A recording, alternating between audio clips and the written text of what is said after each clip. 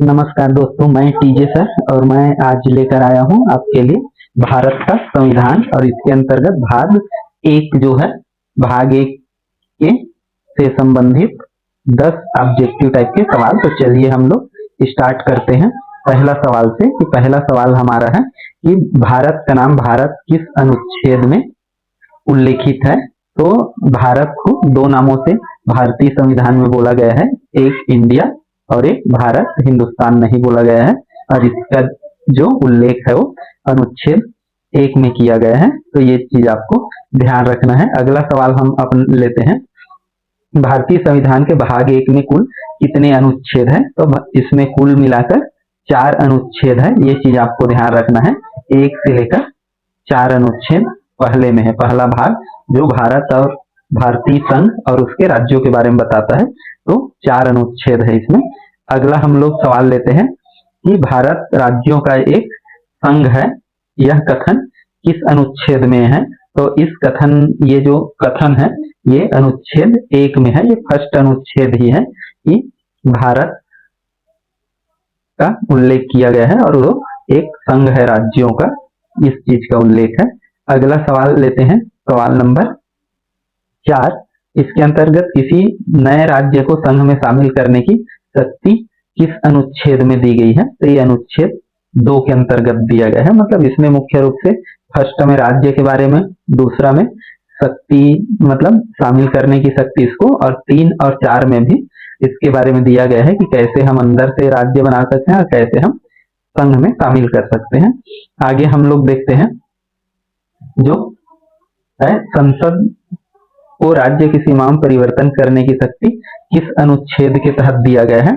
तो ये दिया गया है अनुच्छेद 3 के तहत। तो इसमें क्या है, भारतीय संसद को या भारत सरकार को ये शक्ति प्राप्त है कि वो कोई भी राज्य की सीमाओं में परिवर्तन किया जा सकता है। तो ये चीज जैसे 2015 में जो 3 राज्य है, पश्चिम बंगाल, त्रिपुरा, मेघालय और आसाम, जब बांग्लादेश के साथ तो वह संविधान संशोधन हुआ था और 55 जो स्थल है वो बांग्लादेश ने भारत को सौंपा था और 111 स्थल जब इन्होंने भारत ने बांग्लादेश को सौंपा था। तो इन चारों राज्यों में पश्चिम बंगाल, आसाम, मेघालय और त्रिपुरा के जो सीमा है उसमें चेंजेस हुए थे। तो ये चीज आपको किसके अनुच्छेद के अंतर्गत होता है, अनुच्छेद 3 के अंतर्गत होता है। तो ये चीज ध्यान रखना है। और नया राज्य बनाने का जो है वो अनुच्छेद 4 के अंतर्गत। तो आगे हम लोग देखते हैं इसके अंतर्गत कि किसी राज्य की सीमाएं बदलनी हो तो किस अनुच्छेद के तहत उसको मान्यता दिया जाता है। तो अनुच्छेद 4 के तहत उसकी मान्यता दिया जाता है। तो ये चीज का आपको ध्यान रखना है। अगला हमारा सवाल है, क्या संसद राज्य का नाम बदल सकता है। तो बदल सकता है, किसके द्वारा बदल सकता है, अनुच्छेद 3 के तहत बदल सकता है। ये चीज का आपको ध्यान रखना है।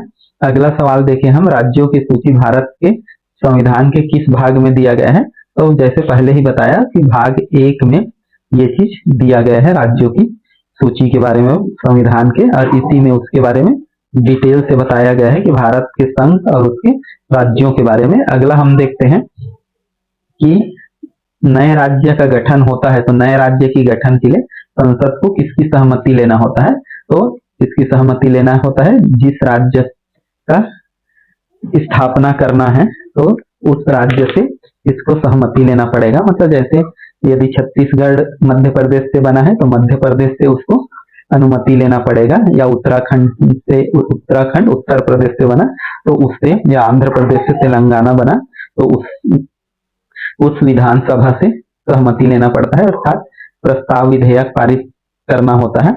अगला हम देखें तो अगला है संविधान का भाग 1 किन विषयों से संबंधित है। तो आपको कोई भी तरीका से पूछा जा सकता है। तो संविधान का जो पहला भाग है किससे संबंधित है, संघ और उसका क्षेत्र। मतलब संघ में संघ आ जाएगा और उसके जो राज्य है, तो इन दोनों के बारे में स्टेट एंड यूनियन। तो ये चीजें हमको ध्यान रखना है कि ये आता है।